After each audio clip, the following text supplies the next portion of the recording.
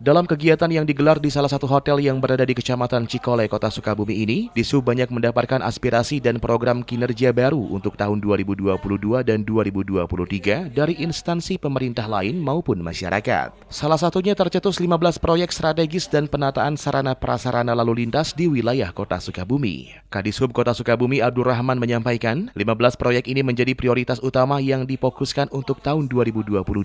Misalnya, tentang pemindahan gedung ujikir dan penerangan jalan umum. Disub menargetkan proyek itu segera tuntas, dengan harapan bisa menjadi kado spesial pada saat HUT Kota Sukabumi tahun ini. Selain itu, sambung dia, ada beberapa usulan dan aspirasi lain dari masyarakat, misalnya datang dari Kecamatan Warudoyong, Kota Sukabumi. Mereka melakukan pengaduan terkait lampu penerangan jalan umum, fasilitas lalu lintas, cermin tikungan, dan beberapa perangkat lain. Lanjut Abdul Rahman, aspirasi itu akan segera ditindaklanjuti dengan terjun ke lapangan, kemudian menyinkronkan program dari Dinas Perhubungan tahun 2023.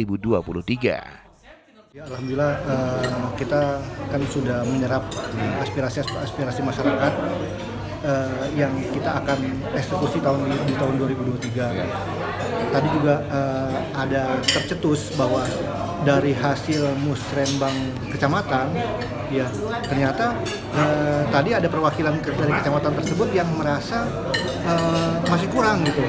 Ya, yang harus segera diusulkan. Nah, ini yang akan kita tangkap dengan ya.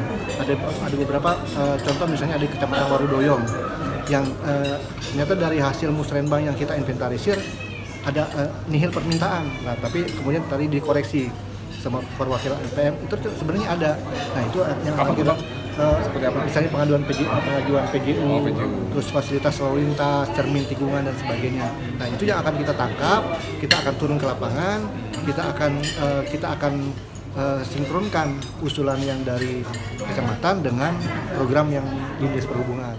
Dari Sukabumi, Rizky Miftah melaporkan untuk Dinamika.